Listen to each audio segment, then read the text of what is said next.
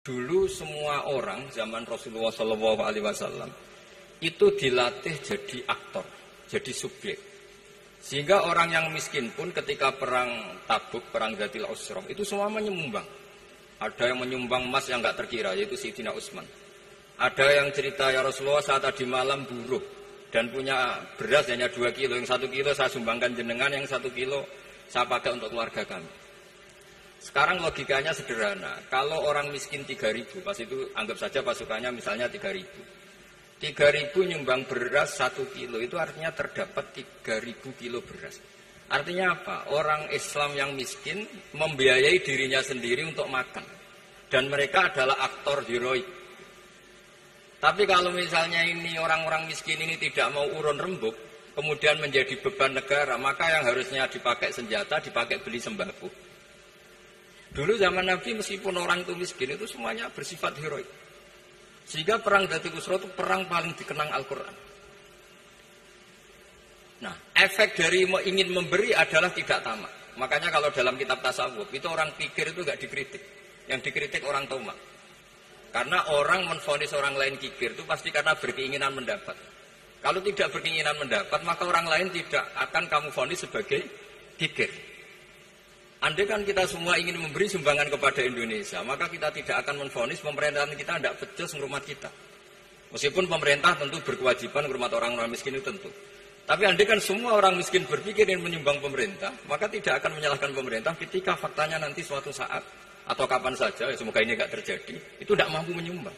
Karena masyarakat kepikirannya memberi, bukan mendapat. Ini solusi-solusi yang diajarkan Rasulullah SAW yang disebut al-yadul ulya khairun minal yadis sufla. Jadi bahwa posisi memberi jauh lebih baik ketimbang posisi menerima.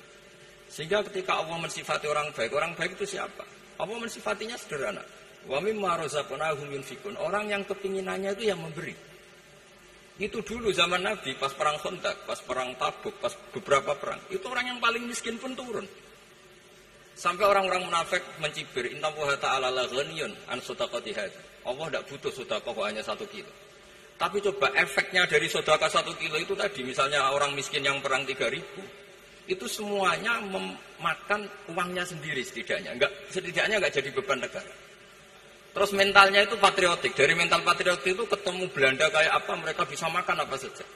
Mulai ares gedang, mulai apa saja, yang penting halal. Karena mentalnya dari awal heroik. Tapi andai kan mereka mentalnya tomak, mungkin sudah mati. Karena, wah nunggu negara ngasih makan, proposal dulu, sedang mati. Tapi orang dulu enggak, karena heroik inginnya memberi sehingga bisa mendapatkan solusinya sendiri. Ini solusi yang saya tawarkan, sebetulnya ini mudawwan. Artinya mudawwan itu ada di beberapa kitab, lihat di beberapa tafsir istilah perang Dzatil Usrah, perang Tabuk atau perang apa saja itu memang zaman itu susah sekali.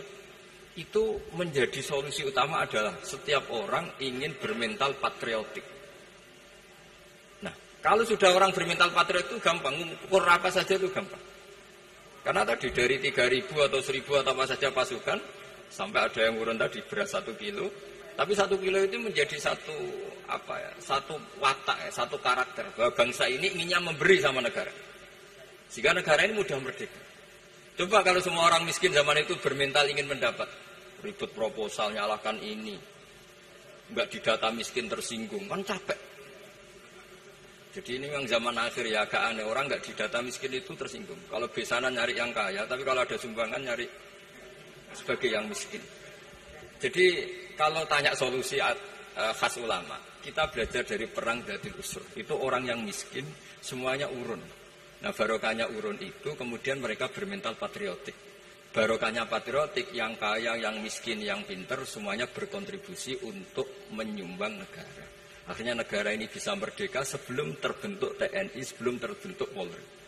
Karena tadi keinginan memberi, keinginan patriotik. Sehingga cerita buyut-buyut saya ketika Belanda atau apa Jepang, itu yang dicari di geladak saya itu ya kitab. Karena kitab ini dianggap sumber inspirasi mereka melawan Belanda. Dulu kita tahu masyarakat kita itu kalau ngerti Belanda itu dipanggil Doro, wis penjajah jadi diundang Doro. Itu kan terlalu dulu. Sehingga orang Arab itu kadang agak dengan tanda kutip mencibir kita. Kalau bahasakan negara jajahan itu mustakmarin. Negara yang perlu rame, karena cara berpikir masih masih terbelakang. Wong penjajah kok dipanggil Doro. Terus ketika beberapa kiai melihat Belanda baik karena di alun-alun dikasih masjid gini-gini, sudah tidak berotak karena anggap Hindia Belanda itu baik. Baru ketika era beberapa ulama, ada Mbah Hashim, ada Mbah Hasbuh, tadi kata beliau Dwi Tunggal tadi. Terus ada fatwa resolusi jihad. Sehingga mereka baru sadar bahwa Belanda itu ancaman. Kayak apa pentingnya ilmu, kayak apa pentingnya fikih. Karena di fikih jelas, jihad untuk melawan penjajah itu fardu kifayah. Tapi jika musuh kadung ada di kita, maka itu fardu ain. Tidak lagi ada prasyarat harus lelaki, harus merdeka, enggak, perempuan pun harus terlibat. Sehingga kita punya pahlawan kayak Cuk Nyadin, beberapa daerah Kartini. Itu ada di khazanah kitab-kitab fikih kita. Jadi kita tidak pernah kehilangan khazanah untuk menjawab muskilatus zaman, untuk menjawab problem-problem zaman.